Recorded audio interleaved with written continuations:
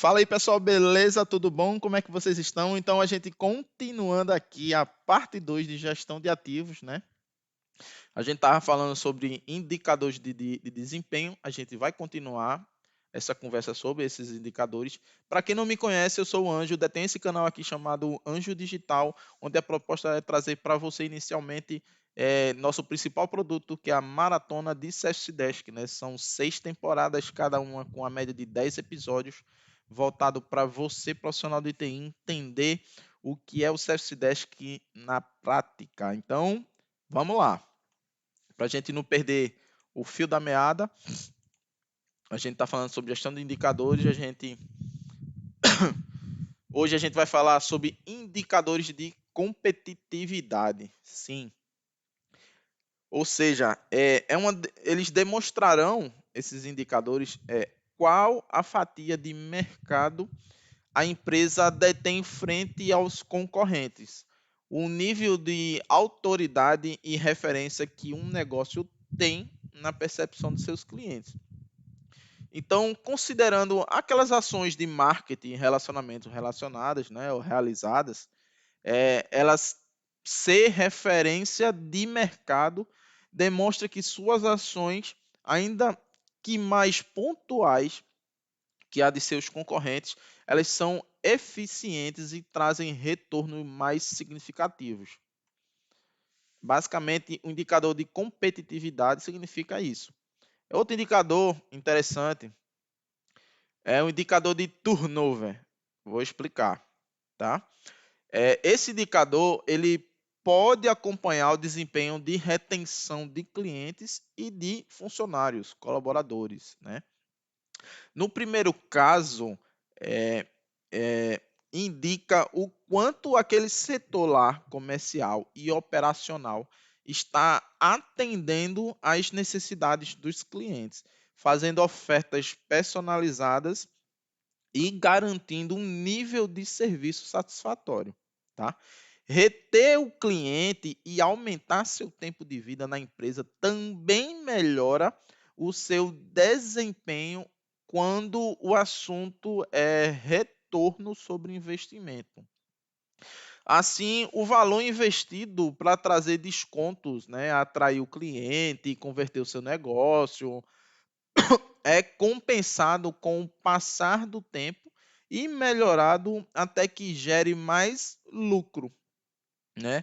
O turnover ele pode ser usado para avaliar a produtividade e o sucesso das ações da gestão de pessoas para reter os seus colaboradores, seus talentos, né?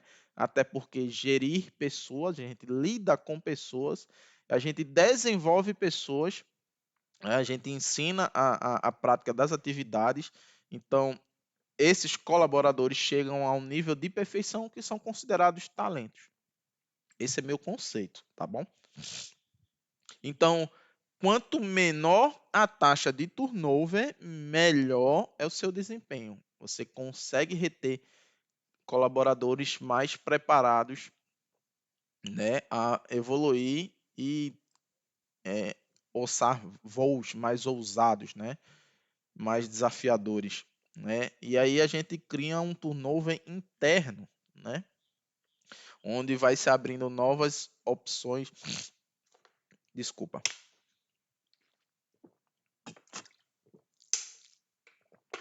Onde vai havendo novas funções e a empresa vai evoluindo dentro disso, tá bom?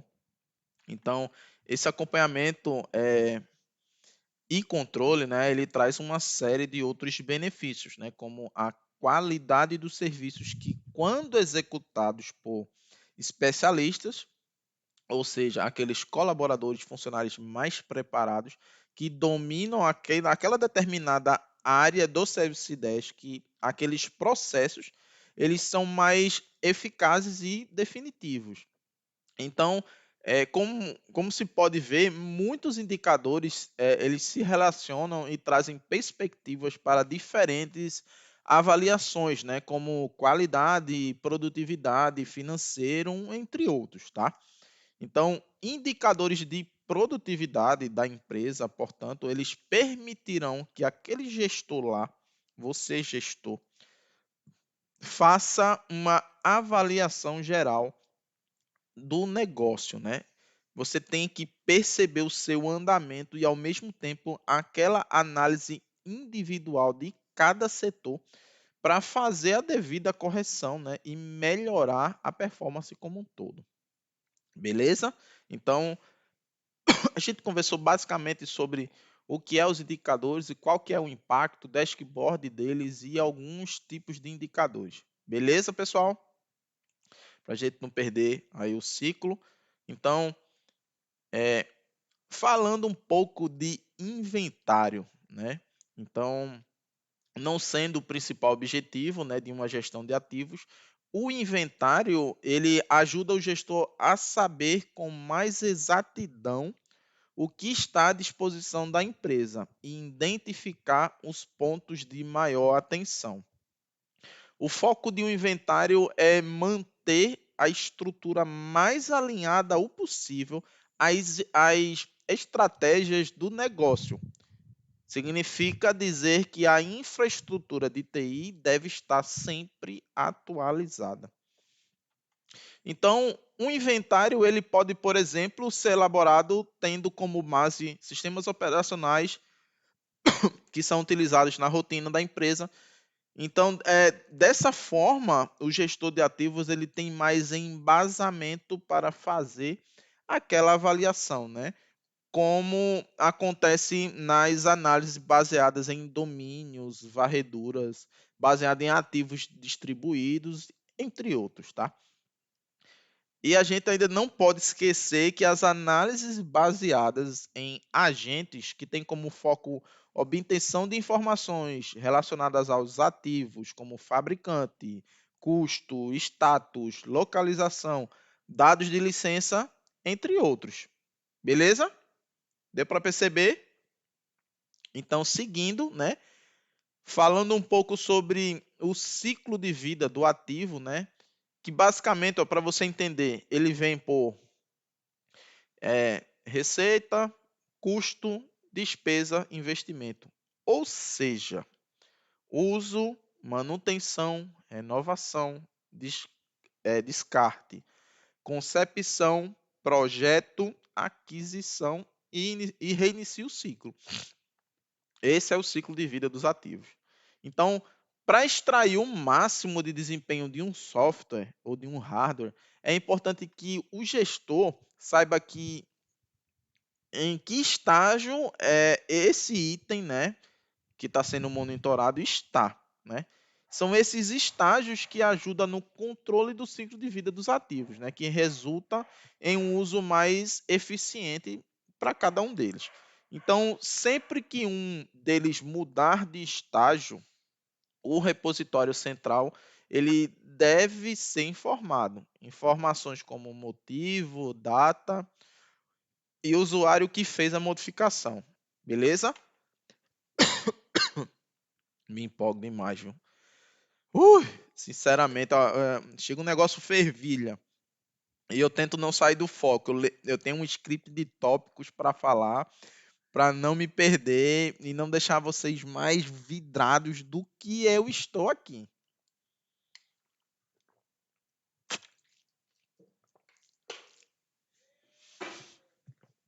Então, para a gente não perder o fio da meada aqui, dando uma respirada para a gente continuar sobre ciclo de ativos, né? A gente falou bem, basicamente eu expliquei tudo em 3 minutos de conversa com vocês, o que é o ciclo de vida e como ele funciona. Para a gente não perder o foco na parada, vamos automatizar tarefas, né? Não há mais como pensar em uma boa gestão sem utilizar os benefícios da automatização de tarefas. É o que eu falei do planejado em cima de dashboard de indicadores. Veja se não tem a ver. Vá captando aí as ideias, vá jogando na linha do tempo e vá entendendo como é que funciona o processo. Massa?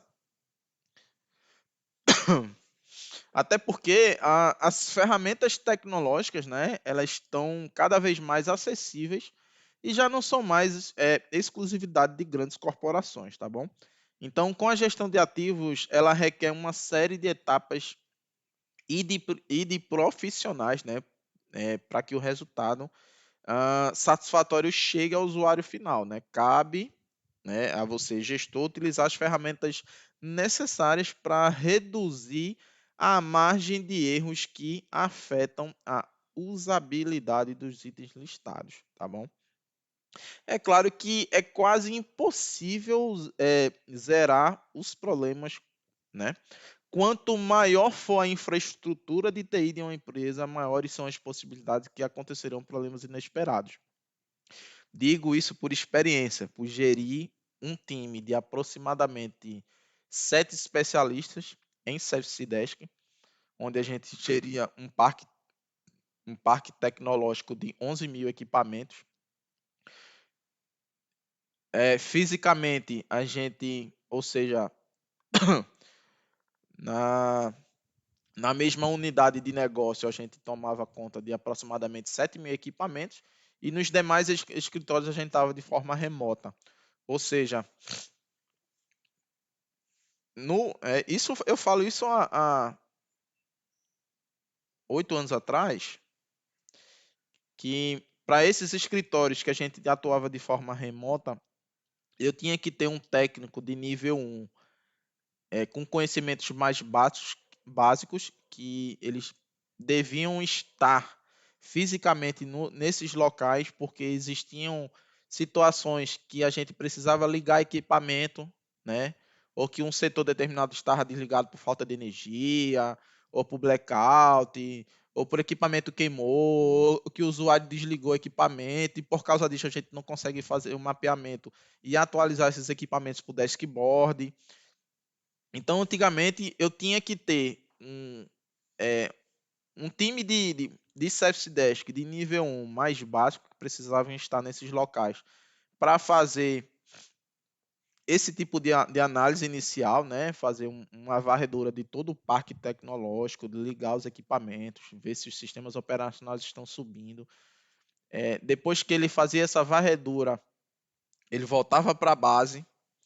E da base a gente executava rotinas, onde a gente identificava isso que eu acabei de dizer: antivírus, patches de atualização, licenciamento do equipamento, se está com superaquecimento, se tem equipamento com defeito, entre outras coisas. Isso é para vocês entenderem como é que funciona isso muito na prática. E eu tinha uma equipe um pouquinho mais reduzida, mas que eram excelentes analistas de CS Desk de forma remota. A gente conseguia executar scripts que eles rodavam dentro dos domínios dos clientes nessas unidades, e eles executavam, dentro desses scripts tinham rotinas que eles executavam que podiam atualizar de forma remota uma grande quantidade de equipamento. Isso ajudava drasticamente, tá bom? Então, na prática, era assim que funcionava, certo? Então, para a gente não perder um essencial disso, né? Como é que você vai aprender sobre isso, né? Como é que você vai criar, vamos dizer assim, vamos jogar uma atividade para você que está me assistindo? Que tal você fazer um exercício de você criar uma rotina de dashboard de indicadores, né? Você que se formou agora em técnico, ou você que está em processo de transição, ou você que está tentando o mercado, bora fazer em casa, né? Com sua família, né? A gestão dos ativos, né? Acredito que todos têm um celular. Acredito que, mesmo com as dificuldades do dia a dia, em cada casa da sua família tenha pelo menos um computador e que esteja conectado na internet. Então, primeiramente, bora levantar esses equipamentos, né, para os seus indicadores, para o seu dashboard, né? Vamos fazer a parte física disso. Sei lá, pega 5 casas, 5 equipamentos, 5 computadores. Se em cada casa tiver 2 celulares, por exemplo, são mais 10 celulares, né? Vamos fazer a gestão deles de ativos relacionados a antivírus, a performance de equipamento, a como é que está a questão backup dos dados, né, dos sistemas operacionais, se o caso for equipe ou computadores, enfim, eu acho que isso já vai dar um vislumbre bem legal para você entender como é que funciona essa sua gestão e você montar. O desafio está aí, é você montar um painel, né, de indicadores onde apresenta esses resultados, no qual vai fazer você tomar decisões na hora de gerir aquele problema lá. É uma simulação bem simples. Eu sempre comento isso com meus alunos, tá? E acho interessante a gente tentar aplicar isso para você que está começando. Beleza? Então, prosseguindo, né? Como é que a gente vai fazer uma automação de processos de TI que contribua para o crescimento da sua empresa, né? Ou da empresa que você quer entrar, da empresa que você quer abrir, enfim. A automação de processos de TI, ela colabora para que você ou a empresa aumente a produtividade, reduza custos, elimine desperdícios, consiga de alguma forma minerar aqueles dados que auxiliam você naquela sua tomada de decisão e tem uma margem para escalabilidade, tá bom? Então, com o advento dessa transformação digital, não cabe mais trabalhar sem utilizar essas ferramentas. Então, a soma desses fatores, eles são resultantes do uso da automação, que culmina em uma produção mais planejada, num crescimento de escalar e aumento de receita. É evidente que a automação ela é apenas uma ferramenta para que os resultados sejam alcançados. A empresa precisa ela fazer um trabalho de mudança, né, de cultura operacional, alinhada a uma equipe que tem uma nova perspectiva e realidade, que pensa um pouco fora da caixa, a fim de somar para aquele negócio. Você, gestor de TI, eu acho que deve estar preparado para isso. Então, foque no negócio, né? A automação, ela libera aqueles colaboradores de atividades rotineiras e burocráticas, né? Deixando-os livres para atuar em atividades estratégicas, né? Que tem ligação direta com o core business, né? Da empresa, por exemplo. Com a equipe de TI livre, sobrará mais tempo para buscar novas soluções tecnológicas e realizar estudos de tendências que podem ser agregadas às operações. Ou seja, dentro daquele seu time lá de TI, ou você que está começando, né? Comece a estudar o mercado como atribuindo regra de negócio a tudo que você vai operacionalizar. Tenha o foco nos processos, nas políticas, nas culturas, o que você aprendeu de software, de hardware, de sistemas, de segurança, de redes, de metodologias de ITIL, de COBIT, enfim, agregue tudo isso ao negócio. Fique de olho no negócio. Hoje em dia, o termo mais utilizado não é mais analista de Service Desk. As empresas estão buscando consultores de tecnologia.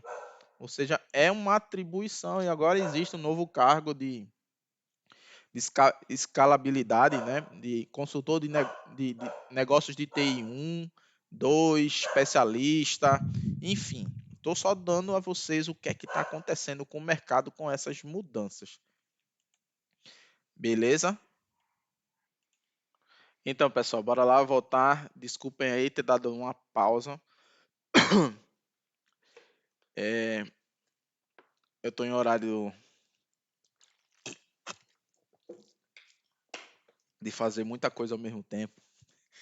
E esse lance de ser muito que hoje em dia é muito complicado, mas é compreensível a tudo que eu estou vivendo nesse momento. Então, para a gente não perder aí o fio da meada, né, como eu disse a vocês, fiquem de olho no negócio, né? Então, em termos gerais, a automação ela diminui a necessidade de mão de obra reativa. Entenda, que age para consertar os problemas.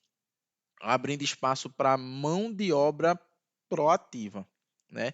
Ou seja, ele previne e evita problemas, né? Garantindo uma maior disponibilidade do sistema. Basicamente, a gente convivia com isso nessa empresa que eu trabalhava a todo momento. A gente tinha que bater um índice de disponibilidade de 99,7% dos equipamentos do parque tecnológico, para você ter uma ideia. Então, esse papel, né, do setor de TI dentro das empresas deixa de ser um mero agente que mantém aquele computador lá funcionando e se torna parte integrante das estratégias de sucesso do negócio, né? Trabalha de forma reativa é totalmente contraprodutivo. A ideia é ser proativa, se antecipar aos problemas. Massa? Então, nesse trabalho reativo, a infraestrutura sempre vai ter paradas, pois, pois não há nenhum tipo de trabalho preventivo ou monitoramento, né? Aquele profissional de suporte, ele fica vinculado a problemas, pois só aparece quando algo estraga e passa a ser a última pessoa no mundo que os gestores da empresa gostariam de ver na frente. Então, para a empresa que presta serviço de suporte, o trabalho reativo fica todo baseado em visitas, reduzindo a capacidade de crescimento e abrindo margem para atrasos e perdas de prazos. Então, a automação, né, na parte de redução de custos, ela permite uma melhor análise sobre a capacidade produtiva da empresa, né? Então, essas métricas, indicadores obtidos, é possível observar a eficácia ou a ineficácia de determinados setores e de quem é a falha. Então, para você, gestor, essa ação pontual, ela reduzirá o tempo, o desperdício e as paradas produtivas, gerando redução de custos com retrabalhos e contratações extras. Além disso, em caso de necessidade de realocação de orçamento, né, por exemplo, com a automação ela será possível produzir mais com menos e que permite a manutenção de uma equipe mais enxuta, melhor preparada, né, para as adversidades, liberando até capital para investir em outras áreas.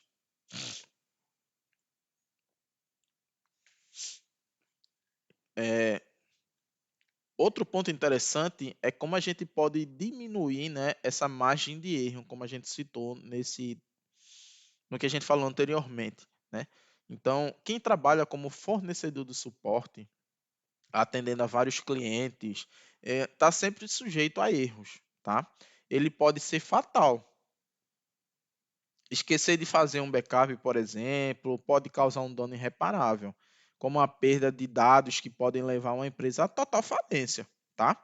Então, já esquecer uma atualização e permitir que as pessoas trabalhem com software desatualizado, abrirá brechas para até tentativa de invasão por hackers, né? Isso a gente vai falar no episódio mais para frente, tá?